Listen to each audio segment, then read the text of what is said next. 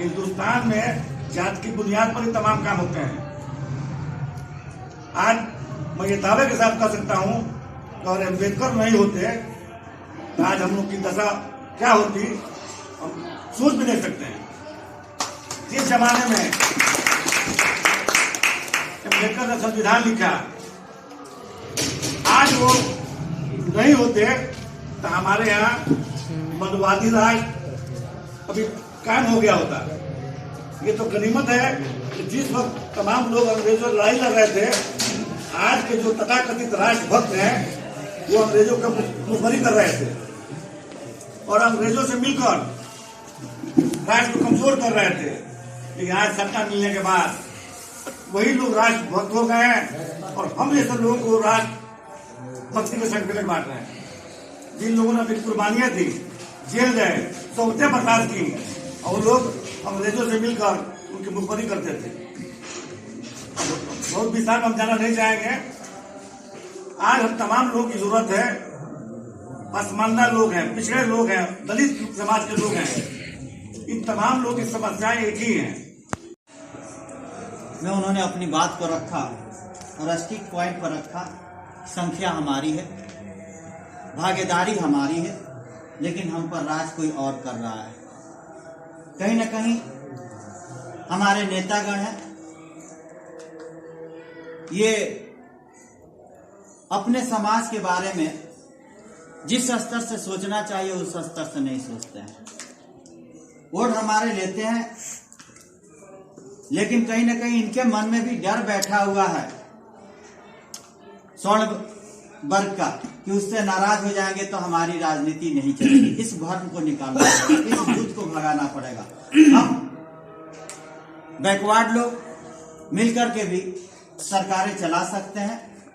इस पूरे भारत में नहीं, विश्व में जब एक व्यक्ति बैकवर्ड ग्रेड से SC ST से खड़ा हो गया तो उसका मुकाबला करने वाला दूसरा कोई पैदा नहीं हुआ, न भारत में न भारत के बाहर। तो जब एक बाबा साहब अपने समय में खड़े हो गए तो पूरा इतिहास बदल दिए। तो क्या इतने हमारे सारे लीडर हैं, अगर ये भी ठान ले तो इतिहास नहीं बदल सकता है? बदल सकता है, लेकिन इस पर हम कहीं विचार नहीं कर रहे हैं। अब हम इसके लिए प्रोफेसर वीरेंद्र यादव जी को निमंत्रण दे रहे हैं। बोल लेते हैं, उसके बाद बोल लेते हैं।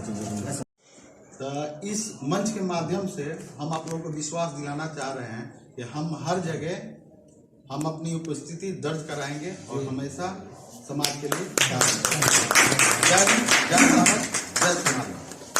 है। और ये युवा वर्ग जो है धर्म के नाम पर, जय श्री राम के नाम पर मरने और मारने को उतारू है। यही अंजाम होना चाहिए। चले थे हरि भजन को ओटन लगे कपास। लोकतंत्र बाबा साहब ने बात दिया संविधान को बना करके, और मैं बार बार कहता हूं कि कोई भी आदमी अगर वो अपना मुसलमान है, कुरान पढ़ता होगा, कोई दिक्कत नहीं है। कोई गीता रामायण हिंदू पढ़ता होगा, कोई दिक्कत नहीं है। कोई बाइबिल ईसाई पढ़ता होगा, कोई दिक्कत नहीं है। कोई गुरु ग्रंथ साहिब को सिख पढ़ता होगा, कोई दिक्कत नहीं है। लेकिन जब उसके बाल बच्चे उसको मारेंगे, पीटेंगे, संपत्ति के लिए घेंटवा के घर से बाहर करेंगे उस माता पिता को, चाहे पंडित जी हो, चाहे मौलवी साहब हो, चाहे ईसाई हो, तो उनका गीता रामायण कुरान उनको मदद नहीं करेगा। मदद करेगा तो बाबा साहब का संविधान मदद करेगा, और उसमें जो कानून है उसके तहत पुलिस उसके बेटे को गिरफ्तार करके जेल में लाएगी। इसलिए कुरान गीता रामायण से सबसे बड़ा देश का संविधान है, जो सब लोगों को जीवन के शुरू सांस से लेकर आखिरी सांस तक सबकी जिम्मेवारी भारत का संविधान लिया जाता है। इसलिए संविधान बचाने की जरूरत है। खाली हम जो है भाषण देते रहे और एक व्यक्ति खाली आजाद पासवान का संविधान बचाने के लिए लड़ेंगे, और जब ही प्रोग्राम होगा तो चाहे इस्लामिया कॉलेज में प्रोग्राम हो, चाहे दारोगा कॉलेज का प्रोग्राम हो, इस्लामिया कॉलेज का जब प्रोग्राम होगा तो मौलवी साहब आएंगे तो कुरान का तिलावत पहले पढ़ेंगे। दरोगा में होगा तो आएंगे पंडित जी तो पहले वो ऋग्वेद का ऋचा पढ़ेंगे। ठीक है भाई, तू अगर जब पढ़ते हो तो तुम धर्म और जात को जिला के रखते हो, कोई दिक्कत नहीं। लेकिन जो देश के सामने बुनियादी समस्या है उसके लिए कौन आवाज उठाएगा? देखा क्या मेश्राम साहब ने कि मुट्ठी भर लोगों ने भारत को जात में बांट दिया, एक जात को भी 7 सेक्शन में बांट दिया है, 6,743 जातियों में बांट दिया है। क्या किया मेश्राम साहब ने? कहा कि ये जो कह रहा है कि हिंदी हिंदी हिंदुस्तान अब मिया जाएगा पाकिस्तान, तो पहले तो चर्चा में हो जाए कि कौन भारतीय है और कौन भारतीय नहीं। और कहा इन्होंने कि भारतीय की क्या पहचान होगी, तो उसका ब्लड टेस्ट करो, डीएनए सबका एक होगा, जिसका डीएनए जिससे मिलेगा भारतीय कहलाएंगे, पूरे भारतीय का डीएनए एक होगा। अब विदेशियों का डीएनए भारत के जैसा नहीं होगा। पकड़ा इसने। जितनी भारत की निकम्मी पार्टियां हैं, सबको मैं कहता हूं, वो चाहे राजद हो, सपा हो, जदयू हो, कांग्रेस हो, बीजेपी हो, कम्युनिस्ट हो, जब एनआरसी लागू किया गया किसी ने इस पर आवाज नहीं दिया। और एनआरसी का सबसे बड़ा विश्वविद्यालय बना रहा है। जब दुनिया का सबसे बड़ा विश्वविद्यालय कुवैत बना रहा है, तो आने वाले दिनों में सबसे अधिक doctor, master, professor, engineer, technician Kuwait में पैदा होंगे। और जो भारत में दुनिया का सबसे बड़ा मंदिर बन रहा है, तो यहाँ 50 वर्षों के बाद यहाँ गुलाम और भिखारी पैदा होंगे। यह बात सोचने की जरूरत है। और इसके लिए कौन सोचेगा? इसी तरह का मंच सोचेगा, जो सर्वदलीय मंच होगा। तब सोचिए कि देश कहां जा रहा है। आपके वोट को बेच कौन देता है? जिन दलितों और बहुजनों की बात हम लोग करते हैं और हक की बात करते हैं, हम लोग हम लोग रहते हैं रडार पर। और 133 यही अनुसूचित जाति, जनजाति, ओबीसी के एमपी बैठे हुए हैं इसकी सरकार में, जो 1 सेकंड में चाहे तो सरकार को गिरा देगा, अभी चाहे तो। लेकिन वो क्या कर रहे हैं? वो अपना झोला भर रहे हैं। मनुस्मृति को बाबा साहब ने जलाया था। कह दिया अगर चंद्रशेखर जी ने कि एक समय था कि मनुस्मृति समाज को बांटती थी, तो बाबा साहब ने मनुस्मृति को जला दिया। आज जो है वो रामचरितमानस के द्वारा जो है नफरत का बीज बोया जाता है, जात पात बढ़ाई जाती है, बंच ऑफ थॉट लिख करके गोलवलकर जाते हैं, समाज को बांटने का काम करता है। तो यदि लोहिया भी इस बात को कहते थे कि रामचरितमानस में कुछ हीरे मोती है तो कुछ कचरा भी है, तो कचरा को साफ करने की जरूरत है। क्या गलती करते थे? शरद यादव पार्लियामेंट में कहे थे कि जिस देश में इतने देवी देवता हो, उस देश का जनता इतनी कंगाल रहेगी। तो मैं पूछता हूं कि एक आदमी जो है ना तीतिर बेच रहा था, तीतिर बंद कर रहे हैं। एक आदमी तीतिर बेच रहा था, तो तीतिर बेच रहा था तो एक पिंजरे में वो तीतिर रखा था और एक पिंजरे में 10-12 तीतिर रखा था। एक आदमी गया खरीदने के लिए, तो कहा कि 10 गुज में तीतिर था। पूछा कि इसका कितना दाम है, तो कहा कि ये तीतिर आपको 100 रुपया का मिलेगा। तो ये वो तीतिर जो पिंजरा में रखा है उसका कितना दाम है, तो कहा कि ये 500 में मिलेगा। तो कहा कि दोनों तीतिर एक ही जैसा है, इसको तुम कह रहे हो 500, इसको कह रहे हो 100 रुपया। तो इसका इसका भेद कैसे बताएंगे आपको? पहले खरीद लीजिए तब बताएंगे। तो कहा कि ठीक है, ये 500 रुपये लो और ये तीतिर दे दो जो 500 रुपये के तुम कह रहे हो। निकाला तीतिर और दिया उसको और कहा कि इसकी खासियत बताओ। तो देखो, इसकी खासियत ये है कि ये तीतिर क्या करता है कि जब ये बोलता आ जाते हैं और हमारे जाल में फंस जाते हैं, और ये मेरा दाना खाता है और मेरा गाता है। और ये सब जो तीतिर है वो साधारण है, इनको कुछ आता होता नहीं है, इसलिए इस तीतिर का दाम मैं 500 रखा हूँ। वो आदमी क्या किया कि तीतिर का पैसा दे दिया था, तुरंत उस तीतिर को हाथ में लिए हुआ था, उसका घेंट जो है ममोड़ के वहीं मुआ दिया। कहा उसने, काहे मार दिया जी?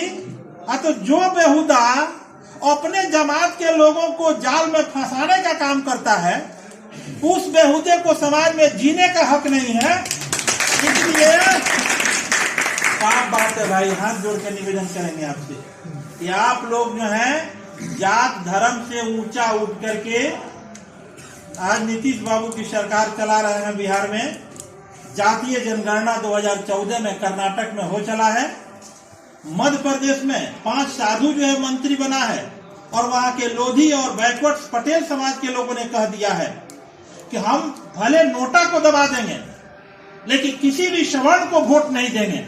ऐलान कर दिया है मंच से। आज के दौर में भी अगर नीतीश बाबू बिहार के मुख्यमंत्री हैं और बहुजनों की वकालत करते हैं तो मैं चाहूंगा कि जातीय जनगणना को करा करके और जितना जिसका हक बनता है वो दे दें और आरक्षण को लागू करें।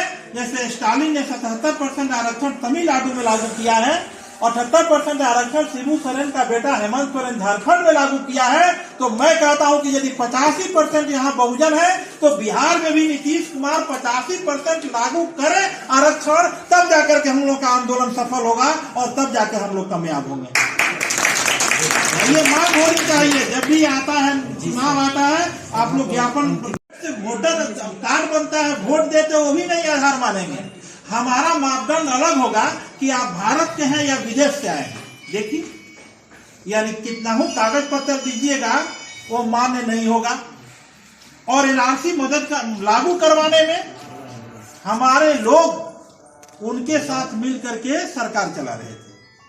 आज के दौर में क्या हुआ, मेसराम साहब ने कहा कि छोड़ दीजिए कागज पत्र, मेरा बेटा मेरा है कि नहीं, इसके लिए इस तरह की तकनीक आ गई है कि जब डीएनए टेस्ट होगा हमारा और हमारे बेटे का तो पता चल जाएगा कि हमारा बेटा वो है कि नहीं। इतना बड़ा काम को मेसराम साहब ने एक आवाज दिया कि डीएनए टेस्ट हो जाए तो वो तुरंत झुक गया, कहा कि नहीं। मेरे कहने का मतलब हम लोग अलग अलग पार्टियों में बटे हुए हैं, ठीक है भाई, लेकिन जो मुख्य मुद्दा है जो सरकार हम लोग को उल्टा सीधा पढ़ा रही है, जब भी जो बिहार में भूचाल आया है कि जो धर्म तंत्र पर काम कर रहा है दिल्ली में उसके लोग ऐलान कर देते हैं। साधु लोग कहता है कि साधु बोला है कि 10 करोड़ जो है देगा, जुबान काट के लाएगा, जीभ काट के लाएगा। मेरे ख्याल से वो साधु नहीं, वो मंगा है, वो दुष्ट है जो नहीं पूछता है कि क्या मतलब होता है।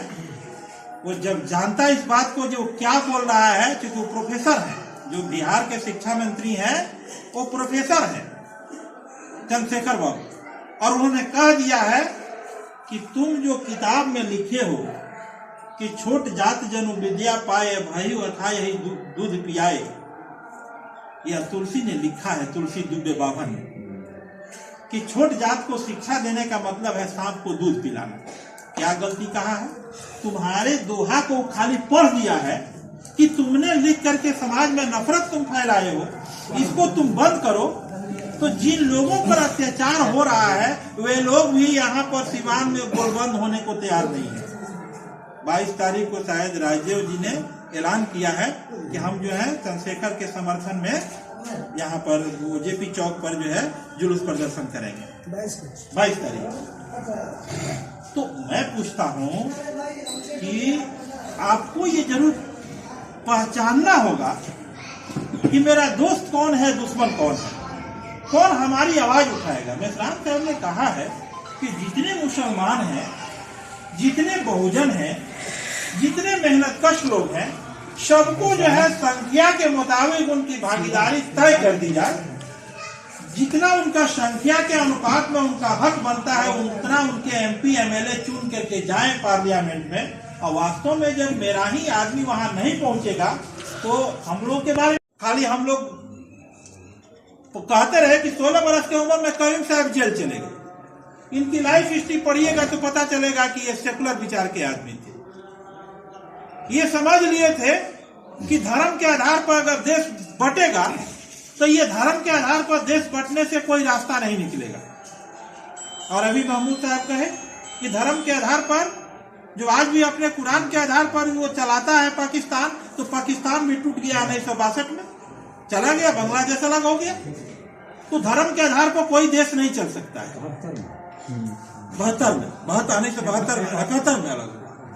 तो जब भी है जो उस देश का संसाधन है, जो भी उस देश की साधन मौजूद है, वह सभी लोगों को बराबर बराबर हक कैसे मिलेगा, इस पर नहीं विचार किया जाएगा तो ये धर्म वाले लोग, किसी भी धर्म के लोग, वो कभी भी आम पब्लिक को सुख नहीं दे सकते हैं, क्योंकि कभी भी लोकतंत्र की बातें जो हैं वो धर्म तंत्र वालों को हजम नहीं होती है।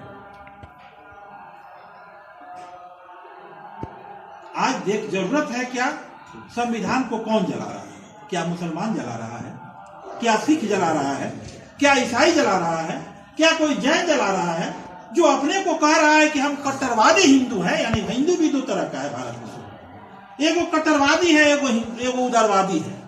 उदारवादी जो है वो इमामुल बाबू को कहेगा यार तुम भी मेरे दोस्त हो, तुम भी भारतीय हो, हमारा ब्लड तुम्हारे ब्लड में दौड़ रहा है। और जो कट्टरवादी हिंदू है वो कहता है, देश के पार्लियामेंट में जाके बोलता है कि हिंदी हिंदू हिंदुस्तान अब मिया जाएगा पाकिस्तान, और बाबा साहब के संविधान को जला रहा है।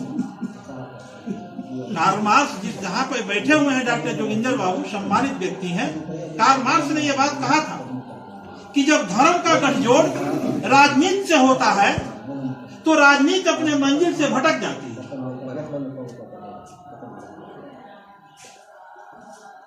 तो आज के दौर में क्या है, हम लोग बहुत 26 जनवरी, 15 अगस्त, फलाना का जन्मदिन, फलाना का मृत्यु दिवस पूरा मनाते रहे।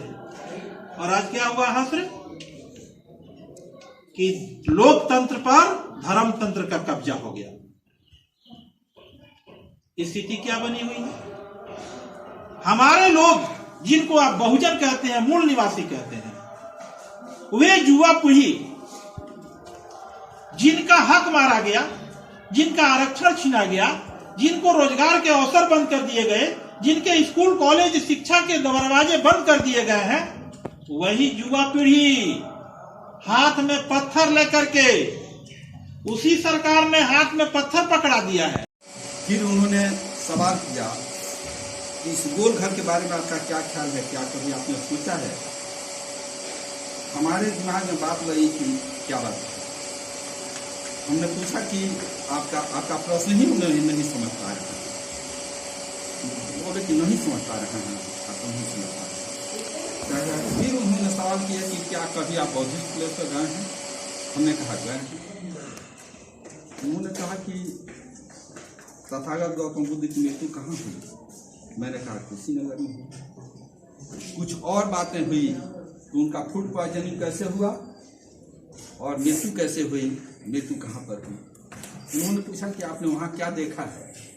तो मुझको जो याद था मैंने बताया। हम क्योंकि उससे कंपेयर कभी किए हैं इसको घर को। मैंने कहा कंपेयर तो पहले नहीं किया था, लेकिन जब आप कह रहे हैं तो इससे हमको सीधे यह दिखाई पड़ रहा है कि यह पटना का गोल घर अनाज घर नहीं है, यह बौद्ध स्तूप। तब उन्होंने कहा कि तब आप क्या यकीन कर सकते हैं कि पटना का इतना ऊंचा बौद्ध स्तूप किसका हो सकता है? 2-1 मिनट हम सोचते रहे। फिर हमने कहा कि बहुत ज़्यादा तो हमको अंदाज नहीं है, लेकिन हम कह सकते हैं कि यह बौद्ध स्तूप सम्राट अशोक का ही हो सकता है। उन्होंने कहा कि राइट, आपने ठीक कहा। फिर इस पर बातें होने लगी। इस देश के लोगों को जो यह बताया गया है कि पटना का गोल घर अनाज रखने का भंडार है, किसी भी दृष्टिकोण से, साइंटिफिक व्यू से, टेक्निकल व्यू से यह अनाज का भंडार लग रहा है? नहीं लग रहा है। और बौद्ध स्तूप की जो संरचना है वो 100% उससे मैच करती है। उसमें 4 दरवाजे हैं, चारों एक दूसरे को क्रॉस करते हैं, 90 डिग्री के एंगल दरवाजे हैं। तो ये हम बात इसलिए कह रहे हैं कि हमारा अतीत ही हमसे छीन लिया गया है, और जब तक हम अपने अतीत को अपने जीवन में एहसास के लिए उतार नहीं लेते, हमारा रास्ता ही क्लियर नहीं होता। बार बार एक बात आ रही थी, आज़ादी की 15 अगस्त 1947 को भारत आज़ाद हुआ। यह बहुत बड़ा भ्रम है, बहुत बड़ा धोखा है। क्योंकि इधर जो सरकार बनी, बात क्लियर है, आपको समझने और समझाने के लिए जिस हद तक जाना पड़ेगा हमको दिक्कत है। नीतीश बाबू ने बिहार में दलित और उनकी आइडियोलॉजी थी कि महादलित मैंने सबसे नीचे गिरा हुआ, दलितों में भी गिरा हुआ वो महादलित उन्होंने कंसेप्ट। तब हुआ क्या, जो महादलित है उसके दरवाजे पर मोटा खंभा और ऊंचा खंभा गाड़ करके आजादी का झंडा उसके दरवाजे पर फहराया जाए। अभी भी 15 अगस्त और 26 जनवरी को फहराया जाए। हम यह बात इसलिए कह रहे हैं कि सर पर पखाना लेकर के अगर कोई यह कहता है कि हम आजाद हैं, तो उसको हमको लगता है कि गुलामी समझाना ही बहुत बड़ा। सर पर पखाना है और कांधे पर आजादी का झंडा लेकर कह रहा है कि आजादी जिंदाबाद, तो उसको गुलामी समझाना बहुत बड़ी बात है। 15 अगस्त 1947 को जो सत्ता में परिवर्तन हुआ, वह परिवर्तन ठीक वैसे ही था जिसको कहा गया कि तुम आजाद हो गए। उसके सर पर पखाना था और कांधे पर झंडा था, मतलब इस झंडा से ऊपर पखाना था। और वही बात आज भी चल रही है। बार बार यह कहा जाता है कि 15 अगस्त 1947 के पहले इस देश का जो विभाजन हुआ वह धर्म के आधार पर हुआ। यह भारतीय इतिहास का सबसे बड़ा झूठ है, और उससे बड़ा झूठ और गधपन यह है कि हमने सिर्फ यह मान लिया कि 15 अगस्त 1947 को हम आजाद हुए और 14 अगस्त 1947 को भारत का बंटवारा रिलीजन के नाम पर हुआ। रिलीजन के नाम पर कतई भी इस देश का बंटवारा नहीं हुआ। हम आपको एक उदाहरण से आपको क्लियर करना चाहते हैं। 14 अगस्त 1947 को जो देश का बंटवारा हुआ, बंटवारे के बाद देश आजाद हुआ, और देश आजाद हुआ तो सत्ता किसके हाथ में गई? ब्राह्मण का स्थान हाथ में गई। और इस देश में एक डाटा था जिसमें यह कहा गया कि 60% MP जो है सिर्फ ब्राह्मण बने, और तब उन लोगों ने सारा निर्णय अपने हिसाब से लिया। आजादी और गुलामी का बुनियादी डिफिनीशन यह है कि जिसके अंदर निर्णय लेने का अधिकार होता है वह आजाद होता है, और जिसके बारे में निर्णय लिया जाता है वह गुलाम होता है। तो 15 अगस्त 1947 को जब अंग्रेज चले गए तो क्या भारत के मूल निवासियों के हाथ में अपने भविष्य के बारे में निर्णय लेने का अधिकार मिला? नहीं मिला। अगर नहीं मिला और तभी वह कहता है कि हम आजाद हैं 15 अगस्त 1947 से, यह उनकी गधागिरी है, यह उसकी मूर्खता है, और इसी मूर्खता में हम 75 साल से जी रहे हैं। इस मूर्खता को बेरहमी से दूर करना होगा, और दूर करने के लिए एक प्लेटफॉर्म, एक निश्चित डायरेक्शन तय करना होगा। प्रोफेसर साहब को 5-6 साल पहले मैंने एक लेटर दिया था, हो सकता है सर को याद हो ना हो। उस लेटर में मैंने एक बात लिखी थी, आपका 10 और 11 अक्टूबर 1916 को बामसेर की केंद्रीय कार्यकारिणी की मीटिंग लखनऊ में हुई, और उसके बाद ईवीएम पर एक फैसला, एक नोट्स, एक लेटर 2016 का ना, 2016 लड़े, वो लोग अंग्रेजों के साथ खड़े थे, अंग्रेजों का साथ दे रहे थे। आज वो इस देश की गद्दी पर बैठे, और इस देश के जो स्वतंत्रता सेनानी थे, जो देश के लिए लड़ रहे थे, जो देश के लिए काम कर रहे थे, उन लोगों को का विरोध किया, उन लोगों को अंग्रेजों से मिलकर उनको नुकसान पहुंचाया, उनको फांसी दिलवाई, वह लोग देश चला रहे हैं और वो राष्ट्रीयता का पाठ पढ़ा रहे हैं। वो कह रहे हैं कि राष्ट्रवाद, नकली राष्ट्रवाद, और उसी को थोपना चाहते हैं आप, और उस पर वोट भी ले रहे हैं, उनको सफलता भी मिल रही है।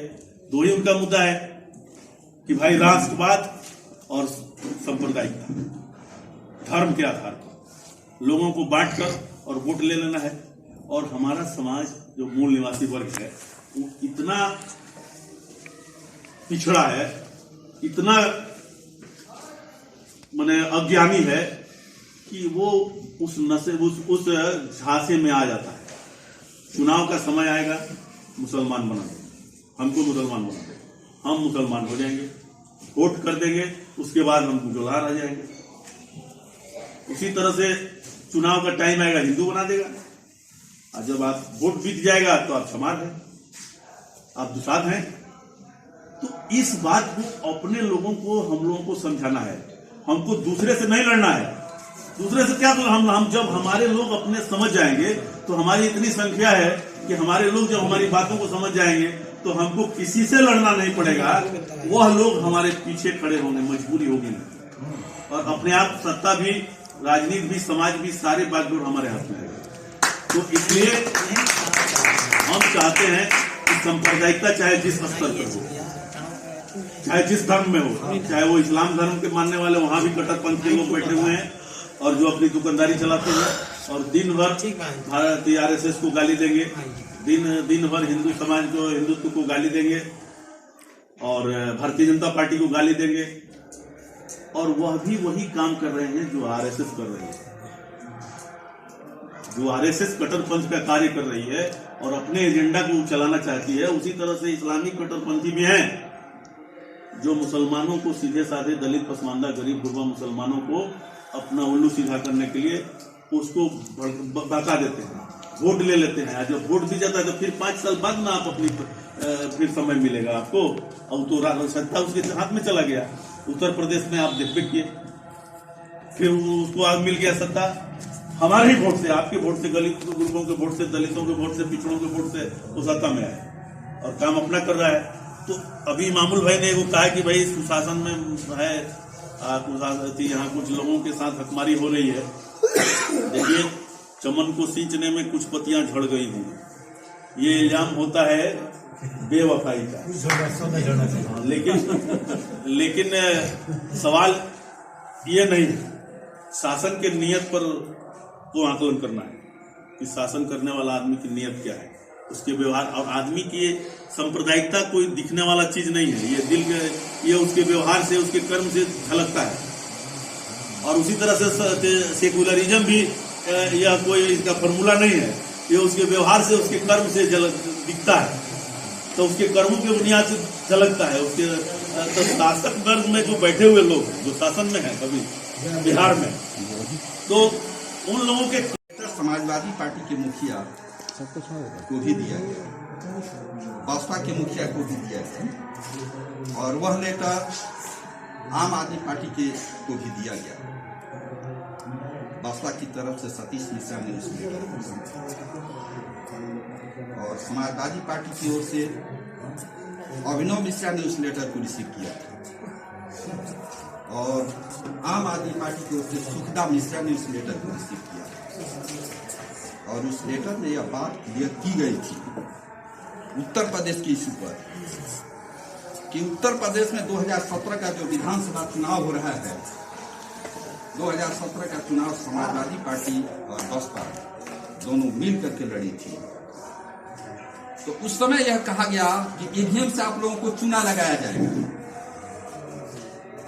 और दोनों लोगों ने उस लेटर का एफर्ट किया। हो सकता है कि सतीश मिश्रा, अभिनव मिश्रा और सुखदा मिश्रा इसकी 4 नहीं विधानसभा का चुनाव लड़ा गया, लोकसभा लड़ा गया, लोकसभा लड़ा गया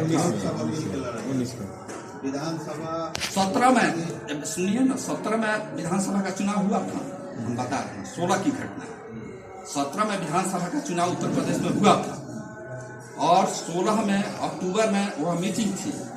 उस मीटिंग के बाद वह लेटर दिया गया, और उसमें यह इंडिकेट किया कि 17 का जो विधानसभा चुनाव होगा, उस चुनाव में ईवीएम से आप लोगों को धोखा दिया जाएगा। दोनों लोगों ने ध्यान नहीं दिया, और जब 2017 का चुनाव हुआ उत्तर प्रदेश में और शिफ्ट कर गई बीजेपी पूर्ण बहुमत से, तो आप लोगों ने कहा कि वाम शिफ्ट के लोगों ने हमें ऐसा कहा था। ये सारी चीजें हमारा अतीत और टेक्निकल स्ट्रेटेजी, समाज की वर्तमान व्यवस्था, यह सब कुछ अगर हम सजग नहीं हुए तो एक साथ अगर सजग होकर के एक साथ रहने की कैपेसिटी अगर हमने विकसित नहीं की तो एक साथ समाप्त हो जाना पड़ेगा। हम सीमान की जमीन पर सर से बार सर से भी निहोरा करते हैं, सभी लोगों से निहोरा करते हैं कि कम से कम सीमान के लोग एक दिशा तय करें, और वह दिशा शायद निर्धारित है कि जिन लोगों ने हजारों साल से हमें गुलाम बनाया वह हमारे अपने नहीं हो सकते, और जब नहीं हो सकते हैं तो उनके साथ स्ट्रेट फॉरवर्ड लाइन बनाना पड़ेगा। जो दोस्त और दुश्मन के बीच सीधी रेखा स्पष्ट लकीर बनाने में फेल हुए हैं वो कभी अपने जीवन में सफल नहीं हो सकते, और यही हुआ है। हमने अपने जीवन में स्पष्ट दोस्त और दुश्मन की पहचान करके लकीर बनाने में हम फेल होते हैं और हर जगह फेल होते हैं। सीमान की जमीन से अगर हम लोग यह कोशिश करें कि चाहे किसी भी पॉलिटिकल पार्टी से हो, अगर वह जनेऊधारी है, अगर वह सवर्ण है, तो हम अपने लोगों को सीधे यह कहें, मनुवाद कुछ नहीं, सीधे जातिवाद, क्योंकि हमारा शोषण जाति के आधार पर होता है, हमारे ऊपर जुल्म जाति के आधार पर होता है, तो मनुवाद हम अपने शब्दों में घात करने की कोशिश नहीं कर रहे हैं। हम सीधे यह कर रहे हैं कि अपर कास्ट के लोग किसी भी पॉलिटिकल पार्टी से आए, हम अपने लोगों को यह समझा रहे हैं कि यह वोट नहीं देना है।